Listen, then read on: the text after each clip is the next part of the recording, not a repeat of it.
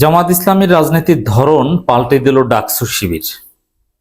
দর্শক, ডাকসু নির্বাচন থেকে শুরু করে ডাকসু পরিচালনা, যেহেতু শিবির নেতৃবৃন্দ বিজয়ী হয়েছে এবং শিবির নেতৃবৃন্দই ডাকসু পরিচালনা করে আসছে মেয়াদ প্রায় শেষের দিকে, এটা জামাত ইসলামীর রাজনীতির একটা সফল প্রজেক্ট। যদিও শিবির কিংবা ডাকসু কেউই জামাত ইসলামীর কথা চলে না, জামাত ইসলামীর লেজুর ভিত্তিক কোনো সংগঠন নয়। শিবির পুরোপুরি স্বাধীন এবং স্বতন্ত্র সংগঠন, ডাকসু তো আরো স্বাধীন এবং আরো স্বতন্ত্র সংগঠন। ডাকসু নেতৃবৃন্দ শিবির পরিচালনা করলেও শিবিরের নীতি আদর্শ বা শিবিরের সিদ্ধান্ত আর ডাকসুর সিদ্ধান্ত এক না। ডাকসু চলে ডাকসুর গঠনতন্ত্র অনুযায়ী। তা সত্ত্বেও এটার মাধ্যমে জামাত একটা এক্সপেরিমেন্ট করতে পেরেছে বলে আমার কাছে মনে হয়েছে। এবং জামাত ইসলামের রাজনীতিতে অলরেডি যে বড় ধরনের পরিবর্তন ডাকসু নির্বাচনকে কেন্দ্র করে বা ডাকসু নির্বাচন এবং ডাকসু পরিচালনার সফল প্রজেক্টের মধ্য দিয়ে এটাকে একটা প্যারাডাইম শিফটও বলা যায়। দর্শক, ডাকসু ভিপি সাদিক ক্যামের একটা বক্তব্যকে কেন্দ্র করে আমার এই আলোচনা। নারী হলে প্রচলিত সান্ধ্য আইন শিথিলের দাবি ডাকসুর। এখন ঢাকা বিশ্ববিদ্যালয়ের নারী হলগুলোতে সারা রাত বা 24 ঘন্টা নারীদের চলাফেরার সুযোগ থাকা উচিত কি অনুচিত, এই বিতর্কে আমি যাচ্ছি না। এটার পক্ষে বিপক্ষে নানান কথাবার্তা বলা হচ্ছে। আবার নারীদের জন্য আলাদা ফিমেল জোন, সেফ জোন তৈরি করা, টিএসসি ক্যাফেটেরিয়ায় আরো বিভিন্ন জায়গায় নারীদের জন্য একটা সেফ জোন ঢাকা বিশ্ববিদ্যালয়ে গড়ে উঠেছে। বিশেষ করে যারা পর্দানশীল নারী, একসময় ঢাকা বিশ্ববিদ্যালয়ে ঠিকভাবে পর্দাই করা যেত না, বরং যারা পর্দা করতো তাদেরকে হেনস্থার মুখোমুখি হতে হতো, তাদেরকে হয়রানির শিকার হতে হতো। অনেক ক্ষেত্রে টিচাররা ক্লাস থেকে বের করে দিতেন, অনেক ক্ষেত্রে তাদের নাম্বার কমিয়ে দিতেন, মুখ খুলতে বাধ্য করতেন। এরকম তাদের ধর্মীয় অধিকারকে লঙ্ঘন করা হয়েছে। সেই ঢাকা বিশ্ববিদ্যালয় এখন ধর্মীয় অধিকার পুরোপুরিভাবে তো প্রতিষ্ঠিত হয়েছে, অ্যাট দি সেম টাইম তারা এখন প্রোটেক্টেড ফিল করে, সেফ ফিল করে এবং তাদের ধর্ম পালনের সব ধরনের সুযোগ ডাকসু এবং বিশ্ববিদ্যালয় প্রশাসন নিশ্চিত করছে। কোনো হয়রানি বা এরকম কিছু নাই। কোনো একজন নারী যদি চান যে তিনি পর্দা মেনটেন করে তিনি ঢাকা বিশ্ববিদ্যালয়ে পড়বেন, তিনি পারেন। এতে তিনি টিএসসি ক্যাফেটেরিয়া খেতে গেলেও যে তিনি মুখ খুলে খেতে হবে, অন্য কেউ দেখে ফেলবে, এরকম কোনো সুযোগ নেই, সেফ জোন। কারণ এটার পক্ষে বিপক্ষে কেউ কেউ, বিশেষ করে যারা বামপন্থী, তারা এটা মানতে পারছে না। তারা যুক্তি দিচ্ছে যে ক্লাস করে একসাথে এখানে খাবারের জন্য আলাদা রুম কেন হবে, ইত্যাদি ইত্যাদি। পাল্টা আবার যুক্তি আসছে, ক্লাস করে একসাথে তাহলে হল আলাদা কেন, একসাথে থাকারও ব্যবস্থা করেন, বাথরুম আলাদা কেন। ক্লাসরুমে কিন্তু ফিমেলদের জন্য কলা ভবন, সোশ্যাল সায়েন্স বিল্ডিং, ফিমেলদের জন্য মেলদের জন্য আলাদা ওয়াশরুম কমন করেন। তা এগুলো নিয়ে বিতর্ক আছে, আমি সেই বিতর্কে যাচ্ছি না। আমার পয়েন্ট হচ্ছে, বাংলাদেশ একটা কমপ্লেক্স জায়গা। এখানে মুসলমানদের মধ্যেই নানান ডাইভার্সিটি আছে এবং অন্য ধর্মের লোক আছে, কেউ লিবারেল, কেউ কনজারভেটিভ, নানান শ্রেণী পেশার মানুষ। তো সবাইকে কন্টেইন করে এই দেশটা চালাতে হবে। আপনি তো কোনো একটা জনগোষ্ঠীর উপর কারো মতাদর্শ চাপিয়ে দিতে পারবেন না, এটা সম্ভব না। আপনি এই রিয়ালিটিতে মোরাল পুলিশিং করতে পারবেন না, আপনি করতেই পারবেন না। অথচ জামাত ইসলামের রাজনীতি, জামাত ইসলামের ধরন, এটা কি ছিল? একটু পিছনের দিকে যান, কল্পনা করেন।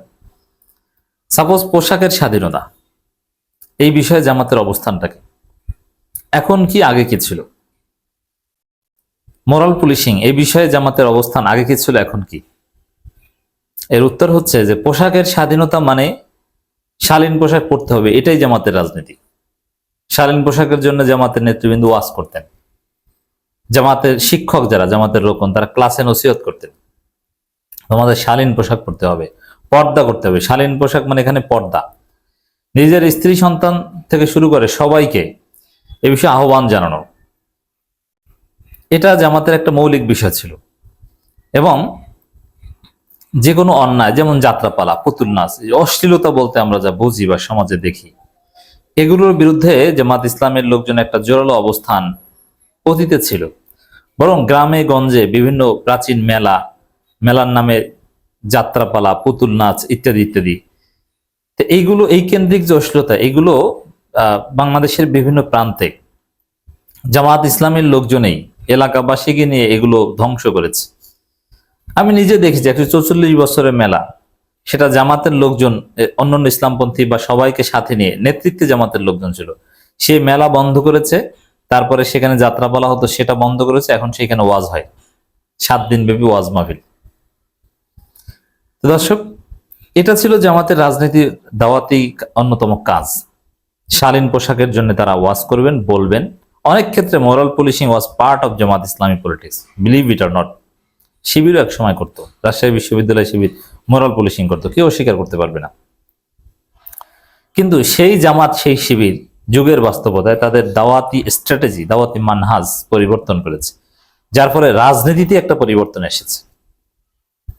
এখানে নারীদের অধিকার, বিভিন্ন শ্রেণী পেশা, বিভিন্ন মতাদর্শের নারীদেরকে অ্যাকোমোডেট করে ধর্মপ্রাণ, ধর্মভীরু, জাস্ট নামকাওস্ত ধর্ম পরিচয় ধারণকারী অথবা ধর্মবিরোধী, স্বেচ্ছাচারী, মানে নিজে যা ইচ্ছা তা করবে, কোথায় কি নিয়ম এটা দেখবে না, আমার ব্যক্তি স্বাধীনতা, পার্সোনালিজম, এরকম নানান মতবাদে বিশ্বাসী সবাইকে কন্টেইন করে কিভাবে সফলভাবে, সুন্দরভাবে, বরং শালীনতার সাথেই পরিচালনা করা যায়, সামনে আগানো যায়, রাজনীতি করা যায়, এই মডেলটা ডাকসু সেট করেছে।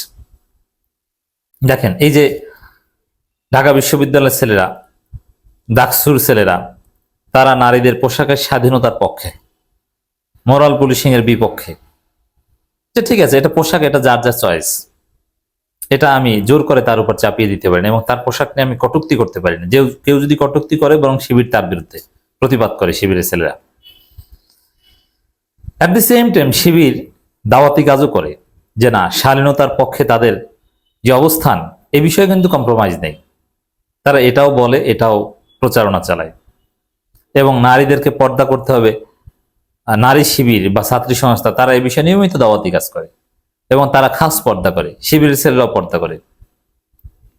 সোশ্যাল ডাইভার্সিটি, এটাকে রিয়ালিটি হিসেবে নিয়ে এই বাস্তবতার মধ্যে কিভাবে দাওয়াতি কাজ করা যায়, দিনী কাজ করা যায়, ইসলামী আন্দোলন, একামতে দিনের কাজ করা যায়, এবং এই ডাইভার্সিটি মাথায় রেখে কিভাবে সফল হওয়া যায় পলিটিক্যালি, এটা ডাকসু আদায় করেছে।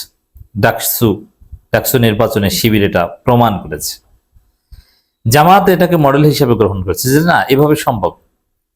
যার ফলে দেখেন যে এই শিবিরের ছেলেরা মোরাল পুলিশিং এর বিরুদ্ধে বলছে, জামাতও মোরাল পুলিশিং এর বিরুদ্ধে বলছে। কারো পোশাকের স্বাধীনতা নিয়ে কথা বলা, শিবির এর বিরুদ্ধে, জামাত এখন এর বিরুদ্ধে। এই যে সান্ধ্য আইন, এটা একসময় ট্র্যাডিশনাল জামাত বা এদের চিন্তা ভাবনা দেখেন যে কিসের হ্যাঁ, সন্ধ্যার মধ্যেই তো নারীরা ঘরে ঢুকবে, সারা রাত খোলা থাকবে, মানে রাত 12টা পর্যন্ত খোলা থাকবে, মানে 8টার মধ্যে হলে ঢুকতে হবে, 8টার পরে একটা মেয়ে বাইরে কি করবে? এটা হচ্ছে ট্র্যাডিশনাল জামাতি চিন্তা। কিন্তু ডাকসু শিবির, তারা কিন্তু তাদের নারীদের যে দাবি, সবার না, একটা অংশের, সেই দাবির প্রতি শ্রদ্ধা জানিয়ে বলছে নারী হলে প্রচলিত সান্ধ্য আইন শিথিল করতে হবে। তো কিভাবে পরিস্থিতির সাথে খাপ খাওয়িয়েও শালীনতা বা অন্যান্য, যেমন এখন একজন নারী বাইরে থাকবে, সে সেফ ফিল করবে, সে প্রয়োজনে বাইরে যেতে পারে, তার টিউশনি করার প্রয়োজন হতে পারে, আরো নানান কিছু, এবং হয়। এই সব কিছু বিবেচনায় নিয়ে একটা পারফেক্ট মডেল, এবং এটা সেফ এবং ইসলাম বিরোধী দিন শেষে কিছু না, মডেল উপস্থাপন করতে পেরেছে ডাকসু শিবির, যার প্রভাব জামাতের রাজনীতিতে পড়েছে, এবং জামাত পরবর্তী নির্বাচনে এটাকেই মডেল হিসেবে গ্রহণ করবে। 12 ফেব্রুয়ারি তো অলরেডি করেছিল কিছুটা হলেও।